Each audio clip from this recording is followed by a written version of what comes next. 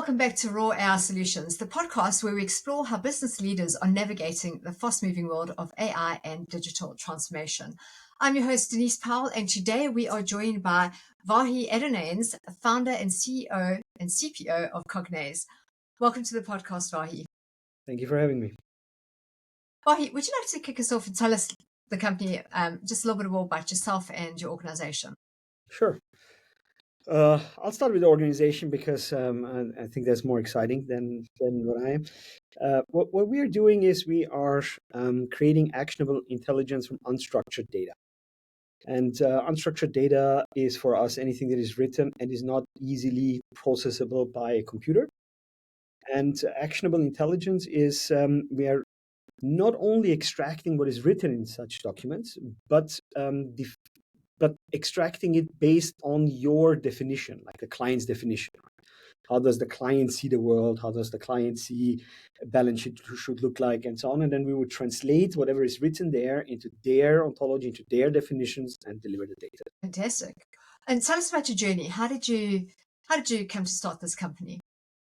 Yeah, so I mean AI, even though that's weird to say because the meaning of the word AI changed so much in the last 25 years, so it's not the same. But I'm basically in what we at the time called AI since '96, and went through several stages. And after I sold my last startup to Deloitte, I first wanted to do something entirely different, which I started to do, but then got very excited here with the changes in deep learning.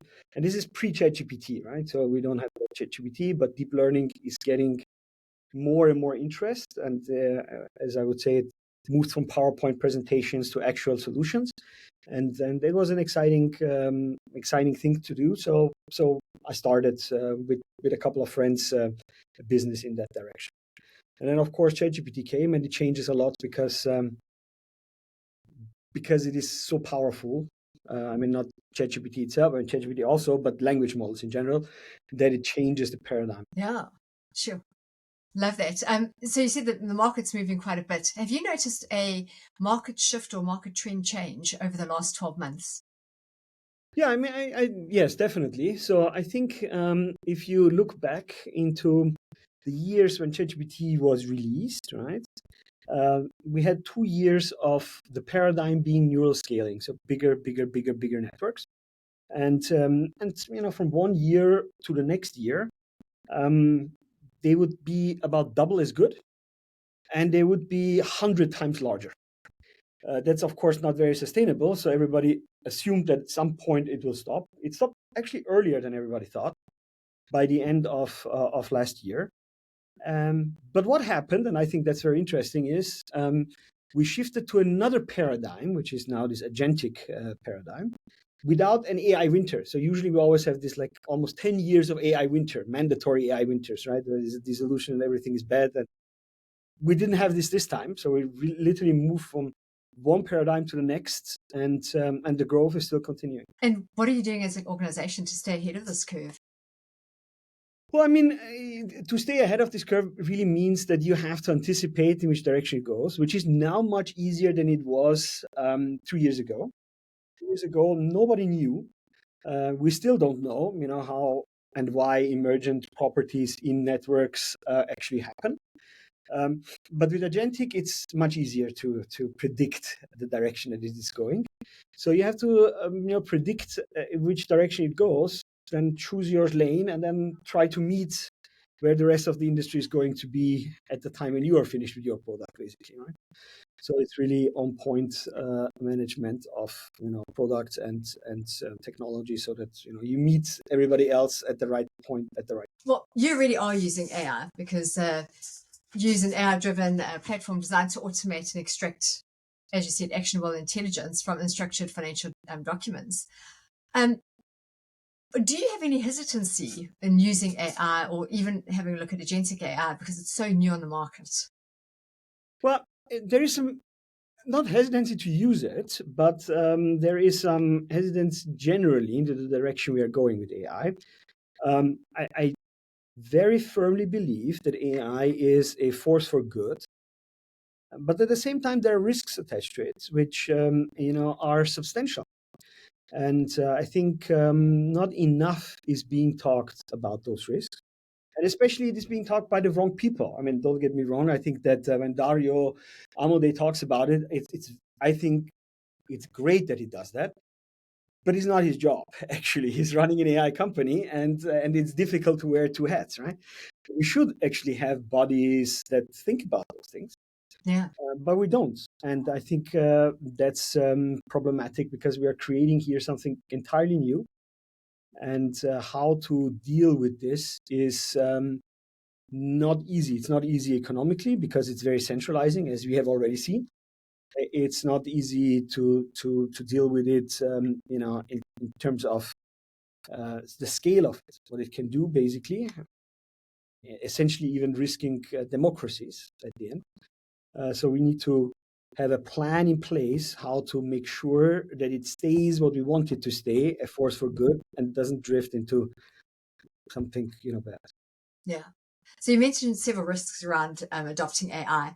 What would you say is the biggest risk? Well, I mean, I think right now, from an organization point of view, right? I think the biggest problem there is with the current paradigm is that people oftentimes don't understand what it means to do an agentic solution. Because what an agent really needs to be an agent is it needs agency. So it needs to make decisions itself. And I'm not sure. Well, actually, I'm sure that most companies are not ready for that. So it's very, very hard for a company to say, like, a computer program which is non-deterministic, so it's stochastic, right? It is probabilistic, doing some decision, will make a decision that might influence the company materially. But I do think it makes sense. And the question is, how do you safeguard this? How do you guard this? And these are the difficult topics, right? Yeah, absolutely.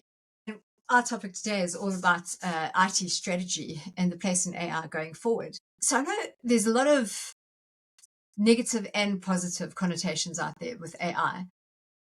But a lot of what I'm seeing is companies are really struggling. They want AI, they want to adopt it, they don't know where to begin or what to even look for, especially with so many people out there saying, oh, we offer AI.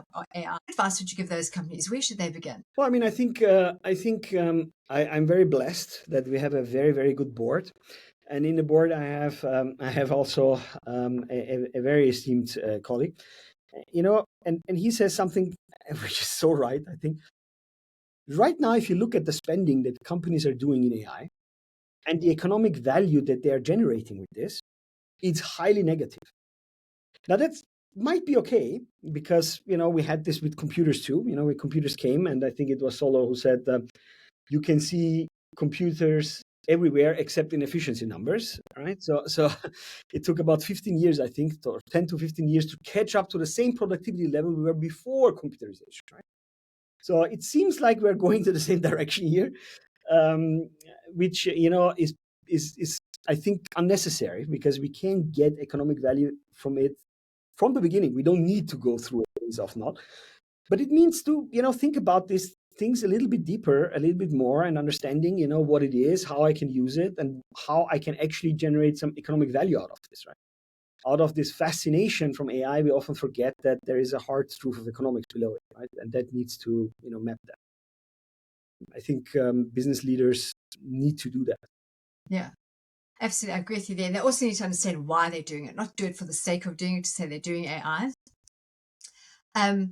So Cogniz, you focus on knowledge automation in industries like financial services, where compliance and risk management are absolutely crucial.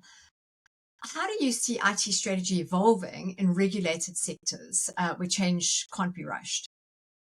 Yeah, so this is a very good question, a very hard question also, because if you look at software in general, I think if you go back, I don't know, 40 years, right? The concept of software was not even born yet. Right? Bill Gates and this group of people actually created it, that you can detach software from hardware. And then software had its own life and its own management, and it got more and more important, right? And there were these statements that software is eating the world, and so on and so on. I think software itself is going through a tremendous change right now. And we are underestimating that change because it's hard to grasp it if you don't use it. And the change is the following. It's not about coding assistants and those things, right? They are all useful, I think, right? And if you use them right, you can really gain a lot of efficiency there. But the question is, if you just take wherever this curve is and follow it through, at some point, it will be so good in generating software that the concept of software collapses, because software was something that where an engineer is determining the functions that it needs to do, determines a flow through a program, and packages this as a here is the software. Now these things can be done ad hoc. So basically, you are determining the flow because AI says let's go in this direction, and then further AI can develop its own tools, its own features that it can add to its own program. So now it suddenly gets to be something very, very different, something that is not planned up front, something that grows while people are using it, right? And it's a very, very different picture. And of course, if you go to a regulated industry, it gets much harder now, because in a regulated industry, we are dependent on computers as it is already. And now if a computer program can generate another program, how do you make sure that that generated program is guardrailed, it is doing the things that it's supposed to do and not other things? And this guardrailing is a big issue, because we have no idea as of now how to guardrail neural networks in a neural way. So in the training, we always tell these neural networks, you must not lie, you must not deceive, you must not do this. But then we see they're lying, they're even threatening. So Opus, I think, was threatening a person. So I mean, of course, it's a joke right now, and it's funny almost. But there is a hard truth to this, which is very important, that we have no idea how to actually guardrail those things. Put these two things together, it can be a very problematic world. At the same time, the efficiency gains are so tremendously large that the pressure, the economic pressure, will be so big. It's hard to see where it will settle. Yeah. I love what you said about guardrailing. Do you think we beyond the point of actually being able to guardrail AI? Well, that's a difficult question. I think the relationship between technology and humans or society is unclear. You have of course this Elul who says technology has its own life and it will do whatever it wants to do, and you can never control it. Pandora's box is open and so on. These are all these statements there. And then you have what the European Union has done in 2014 in this Rome Declaration, where it said that technology is a product of humans and is shaped by humans. So we can absolutely control it and shape it if we just wanted to do that. And then there is this co-evolution approach, where there are moments where you can actually influence it, but then there are moments where you can't influence it. I think we can influence it as long as there is enough will behind this, right? I mean, just imagine this thing. AI turns out to be terrible for all humans at the same time. Like everybody's suffering. It would be very easy to stop it, right? Because if like 8 billion people say, I don't want this anymore, like 8 billion people will turn off the computer and everything is good. It doesn't happen that way though, because 1 billion is profiting, 7 billion is not. And so then 1 billion continues to do that, right? So that's the reality. And that's the reason why it's difficult to see how it can be done. So it can be done definitely, but the question is there enough will behind it by all actors to actually do it or not? And that's difficult to see in the current. Yeah. It's all about acting with integrity as well and not letting greed take over. I think that's hugely critical. Yes. And I think, I think when you say greed, I think that this current, I must always say, hubris of San Francisco is not so much about money. It's not so much about, I want to be the richest person anymore. It is, I want to be the person who influenced the world the most. Yes. And that's even more dangerous, because the other thing is something you can achieve and then we know it and it's fine and we'll applaud. But this one is very hard to achieve and then can have a huge effect on everybody else in this world, right? Yeah. So I Yeah. think, yes, we need to be careful. It's when you get the few influencing the masses. Yes. Yeah.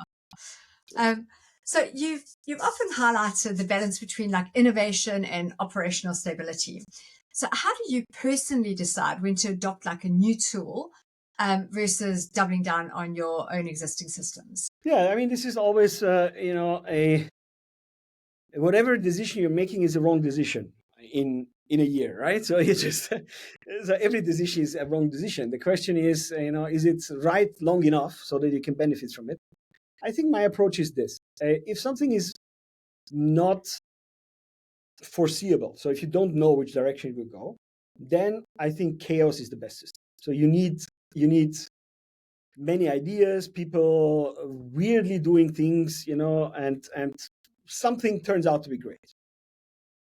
If you can't predict the future, and if you can say, like, with confidence, I know that we're going to end up here, then you need the opposite. You need like almost a military structure where, we're all walking this direction, everybody's aligned and working this direction. So now, organizationally, switching from one to the other is tremendously difficult, right? Because there are phases where you want to be this one, and then there are phases where you want to be the other one. Especially if you want to do it in a humanly way, it's very, very hard, right? It takes time to do that. Which weirdly, I think, is one of the arguments why agentic systems are so good. And we can talk about this later. But basically, it means this: if I can't predict it, I'm trying to any new tool, anything's out there, everything is okay. Just let's try it out. If you can predict it, then it's the exact opposite. We know exactly what we want, and we're going to do this. Yeah. And I think it's also the thing about failing fast forward, failing forward fast. Yes. And I think I do agree with you. I think that's where AI agentic solutions do come in, because you can tell very quickly if it's going to work, if it's not going to Exactly. work. Now, It's these moving agentic forward. solutions, I think, are interesting because of I think there are two properties to this which are very much underestimated, I believe. So the first one is, as of now, AI can be, I would even say, maybe a little bit provoking, more empathetic to humans than humans can be to humans. Now, this sounds sometimes weird, right? Because we think like we need a human to do something, but in reality, we have seen this already, right? A dog is more empathetic than a human is to a human, right? And so on. But because it mastered language, and language is how we determine empathy towards a person, right? It's so good at doing that. And at the same time, it has a much higher companionship than any other human because it's available 24 hours. Like, you can talk to it all the time. And it is already a problem. I mean, you have seen this, sycophancy articles from OpenAI, and you've seen probably what Sam Altman is talking about. It is already an issue that people are using it as their, psychoanalyst or whatever, and doing really life decisions based on conversations with AI. And the problem is that it's not built for that, right? So it's not necessarily good at this. It's just very good at doing the empathy part of it, but then the underlying part might not be good. So that's the first thing, which I think is surprising. And then the second thing, which is surprising, is I don't think that they are very intelligent. Like, let's start with this. I think talking about intelligence is very difficult because we don't have a clear ontological definition of it. So everybody thinks of it slightly different, and then it's hard to discuss this topic, right? But if we just take this cloudy concept of intelligence, right? I think that AI agents are not as intelligent as humans. But I think that humans are not, and I talk about me, not about anybody else in this world, are not very intelligent generally. So we just think that we are very generally intelligent, but in reality, we're not that much, right? So the difference is not that big. But then there is another advantage that AI agents have, which humans don't have, which is AI agents can forget. Now, this is a big thing, I think, because if you want to change an organization, as we were talking before, right? Changing human behavior is hard. You need change management, you need hand-holding, you need, all these things. Changing behavior of an AI agent is a different instruction. It's like 1 second and it's done. And that's a huge advantage, which I think we cannot underestimate. So especially in an environment where you want to try out several things, but you already have a team that is very established in the way you're doing it, AI agents could have a huge advantage because they would just try out anything. Yeah. And I think you've actually hit a point there, because I think humans are actually afraid of AI that's going to come in and replace them. And so while you do want to try out all this AI, you're going to get that pushback from humans in the room, because they're going to be very protective of their job. How do you overcome that? I don't know. It's the honest answer. I thought that as an AI company, for example, I thought that we don't have this issue, right?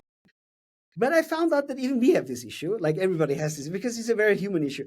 And if you want me to be very honest, I think there is some truth to this. Hear me out. I think it was 2019, I had this series of talks where I'm arguing that AI is an industrial revolution, like 3 previous industrial revolutions. And in all 3 previous industrial revolutions, we created more jobs than we destroyed at the end. And the path towards that was very, very, very painful. It's a shame on humanity, the way we have done it, right? Like in the British Agricultural Revolution, having 12-year-old kids working and so on. It's terrible. But the end was, okay, so now I said, I think the same is going to happen here. I'm not 100% sure anymore, because when you interact with these agents, you get a little bit surprised what they can do already. So you get a little bit yourself, but do I really need like a human anymore? Like, where would you need this human? So it's justified to think like this. I still think that it's a force for good, don't get me wrong. But the change that we as a society need to do is huge. And it's not that easy to convert, I don't know, how do you convert a farmer? It doesn't, I don't want to say farmer, an engineer, even an engineer, right? Even an engineer. How do you convert an engineer from an engineer to an HR person? That's not an easy task. But if you look at the skill profile that an engineer should have, is an engineer should be able to manage in future a whole army of agents that are working in a very human way with language, almost as an HR task. That's not what they have learned. They've pretty much learned the opposite, how to deal with a computer, but not with a human, right? So how are you going to do this transformation? It's not going to be easy. And I feel it is clear already that we are going to have issues here, and we are not very good in dealing with these issues, I think. We had this with globalization and other things where we didn't deal very well with this. So I hope that somebody finds a better solution than we did in the past. Yeah, let's learn from our mistakes. But I think one thing history's taught us that we never learn from our mistakes. Hopefully this time will be different. Yeah. That's So true. many leaders get stuck chasing like best-in-class tech stacks, rather than building integrated strategies. So from your perspective, what's the hidden cost of tool sprawl that companies often overlook? The hidden cost, well, it's difficult to quantify generically, like for everything, but you're right that there is a huge hidden cost to this. It depends, of course, on the specific use case. But I like to think of it this way. Even though I studied, physics or high frequency technology actually, and so on, which is part of physics, I think of it not from a technology perspective, but from a client perspective. You are there to solve a pain point of your client, right? So I really think, which we do as a company, I think do pretty well, is we fall in love with the problem there, not the technology. Even though it's our technology, it doesn't matter, right? What actually matters is, have we entirely solved this problem of unstructured data? No, we haven't. There's still a lot to do. And that's what motivates us. And I think if you keep that perspective, then the other question of when to do what technological decision gets much less emotionally loaded, which leads to a better economical decision rather than, making a religion out of, do I use a SQL or do I use a non-SQL database, right? Which can be really a religion, right? So rather than doing that, make the problem the religion and understand, what is there, how can I best address this pain point, and then everything else will fall in line. That makes sense. So tell me, looking ahead for Cogniz, where do you see your company in the next 6 to 12 months? Well, the fun thing about AI is this: you wake up in the morning and you think it's a great world. At lunch, you think you're broke. At afternoon, you think you're a billionaire. I don't know. It's a roller coaster. So it's very hard to predict anything. I think we as a company are, to be honest, taking a big risk. And if it comes together, then great. And if it doesn't, then also great. But then it didn't. So I don't know. We made a pretty big bet, which is very different than many other AI companies in terms of funding and other things. And we'll see how it turns out. So it's difficult for me to say. In an ideal case, I think we will be in a stage where we have a very, very different integration of humans and AI in this specific problem. So the specific problem of unstructured data is still very often something which, especially in the financial industry, with human in the loop. So basically, you have a human checking everything at some point, but you take this checking time down to minutes rather than hours, right? And I think that will change. So you will not check everything anymore, but the cooperation between AI and humans will be very, very different. We are certainly working very hard on that. And I think it will be much more about definitions of ontologies, of axioms, of validation rules, and then statistical checking of a few things. It will be much more this direction than what it is now, double checking it. You know what they say, fortune favors the brave. So good luck with that. Thank you. What is your biggest challenge that your company is facing right now? Biggest challenge the company is facing right now. There's so many, though. I just ranked it 1 second. So look, I think doing a startup is always like big challenges, right? I mean, we grew very fast at some point. You have to culturally integrate this. Right? There's this belief to create a company culture, right? You don't create a company culture; it's there already. The question is it what you want it to be, or can you shape it to something else? And then if you grow in a rate that we grew 2 years ago, you are not in control of that anymore, right? So you have to readjust it and change it a little bit. So I think that was, or still is, some work. I think that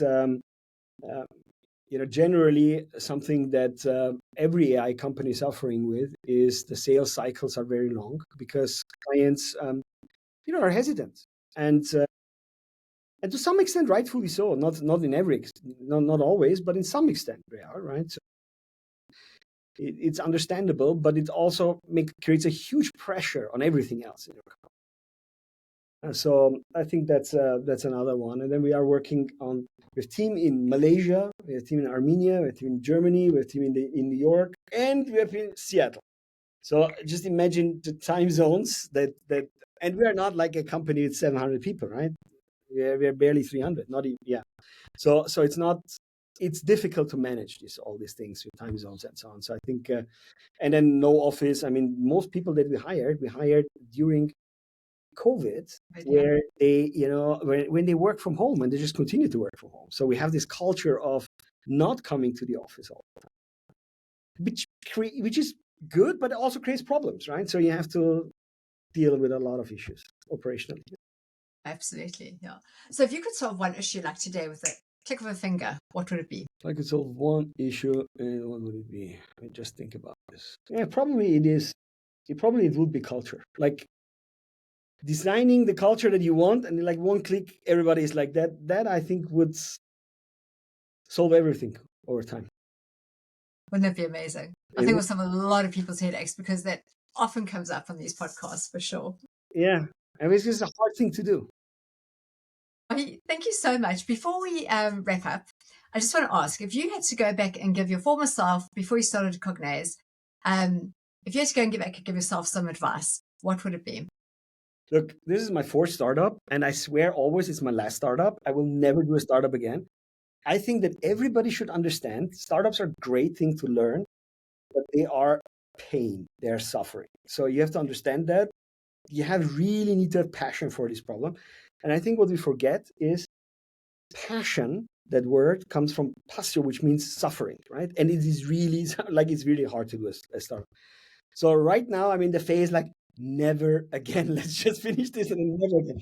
But then I think what is true for every serial entrepreneur is they don't have a good memory.